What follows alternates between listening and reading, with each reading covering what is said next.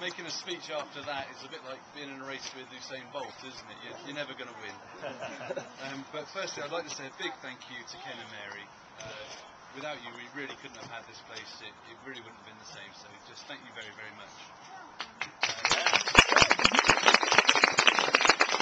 I also want to say a very big thank you to my mum for making the cake. She gave me a little list of the ingredients, so I could do a quick calorie count. When I got to 30,000, I stopped counting. That's enough, so with one slice of cake each, you don't need to eat anything else for the rest of the day. Okay? I've worked it out. I'd like to thank my dad for the wine as well, it's delicious. I'd like to thank Philip and Jackie for the champagne, it's very, very nice, as you can all tell.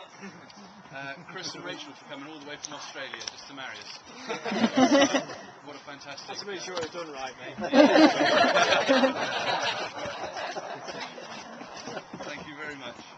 I'd like to thank my brother as well for organising the stag do. Yeah, I only got shot 300 times, so I think that they all, thought that was pretty successful. I'd like to thank our ushers, Martin and Chris, did a fantastic job today as well. I think everybody got a drink as soon as they came in the door, and all the cars were parked, and everyone was happy at the church, so well done. Thank you very, very much. Good, guys.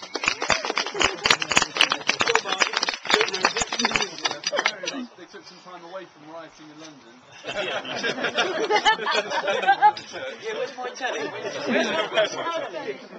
Yeah, you thank them for the new TV in the room. And I've got to propose a toast to the bridesmaids as well. I think we all can say that they look absolutely fantastic today, don't they?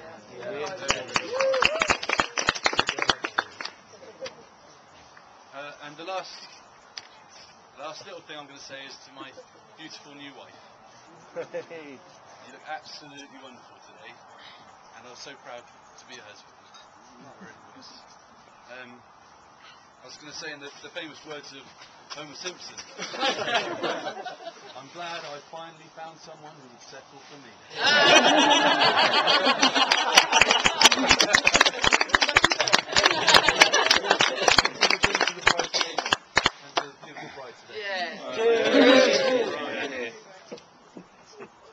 I've also got a very, very funny story, but I won't say it now.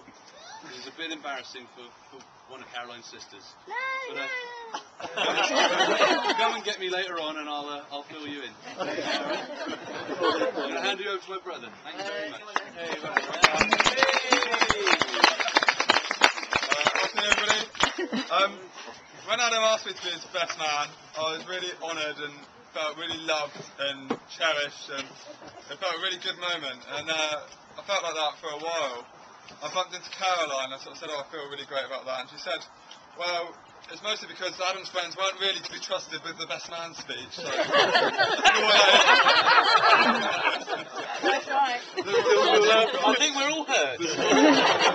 Later on. But for anyone who doesn't know who I am, I'm Adam's brother, I'm younger than him. He's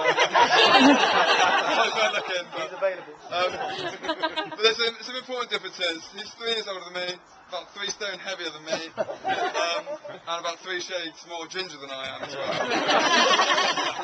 Strawberry blonde. African sunset. But growing up with Adam as your big brother had its ups and its downs. On the upside, I got to share a room for most of our childhood with my cool big brother, who was very worldly, and as we go to bed at night, he'd tell me all sorts of interesting facts and stories. On the downside of this, I was gullible enough to believe most of the stories was true. And for a long time, I did believe that Adam was good friends with Hulk Hogan, and that he could light candles just by looking at them. But none of this matters, because even though Adam does have a bit of a penchant for storytelling and exaggeration, he's an amazing, amazing bloke. He really is. And as I started to think about this speech and what I was going to say, I started just sort of brainstorming, writing down words, and the first word, and the word that sort of stuck there, was brave. I sort of thought of Adam as quite a brave person. And some people think of it as stupid, but I think we're going to go with brave. I just like to share a story from my childhood, why I sort of look up to Adam and think of him as brave, really. We grew up in Taunton, on Greenway Avenue, 66 Greenway Avenue, and it was a small terraced house with an attic room that we shared together. And the attic room had a window that looked out across the whole of Taunton. And as brothers, we sometimes used to we'd sort of sneak up and sit on the ledge and look out across Taunton, across its beautiful views. I mean, we were pretty high up. I mean, I would have been about 6, Adam would have been about 9, probably about 30 feet in the air, and sat out the window. And Adam wondered aloud whether, you'd be able to touch the chimney from where we were, whether you'd be able to get to the chimney. And I was like, oh, I wonder if you can. I bet you can't. The quick as a flash, he's down the chimney, down the roof, across the apex, sort of 10, 15 feet away, 30 feet high in the air, and he's grinning back at me like, well, I can't touch the chimney. I thought that was pretty amazing. So amazing that I ran downstairs and told Mum and Dad that Adam was so brave and clever that he'd got there. And I think you can still hear Mum screaming when he sleeps in bed at night. They didn't think it was brave, I don't know, they thought it was crazy, really. But that's Adam, anything like that is game for. But I really do mean about Adam, he is brave, and not only that, he's a really caring and kind bloke. And I think one of the biggest things about Adam is that whenever you need anything, if you ask Adam, he'll be there. Anything he can do to help anybody, he will do. And he's also a great listener. If you have enough whiskies with him, he loves to sit and, chew the fat with you, and, that's great. And he's got an amazing outlook. And I think everyone who knows Adam knows that. He's always positive, always looking for the positives. And that's great. And, as your little brother, I really look up to you, and I'm really proud of you today. And it was, amazing to see you there with Caroline today. I believe that you're a lucky bloke to have met Caroline. And just to add that, I also thought that brave was a really good word for you to take Adam on full time. We'll see him on the roof probably tomorrow. And lastly, it's been a real pleasure to see Adam become a father. And we see Jude and Rafferty's face when Adam's around. Both look up to him as well, and they're always smiling. And I suppose I'd really like to propose a toast to their family.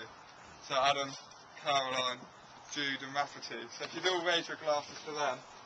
Fantastic. Cheers. Cheers. Just lastly, I promise you I've nearly finished. I've just been to America, and one of Adam's very best friends couldn't be here today, and because he lives in America, Chris Beckerson, and and I was lucky enough to catch up with him. I stayed a night with him in just outside San Francisco. He lives, and asked him if he'd write something for Adam for a special day, and this is what he said. In the 20 years that I and the other Lady Mead boys have known Adam, he's been a trailblazer. His taste in music was way ahead of the pack. He introduced me to R.E.M., Pink Floyd and Curtis Mayfield. Without Adam, I'd still be listening to MC Hammer, Jesus Jones and Vanilla Ice. He travelled Africa before I travelled east of Bridgewater.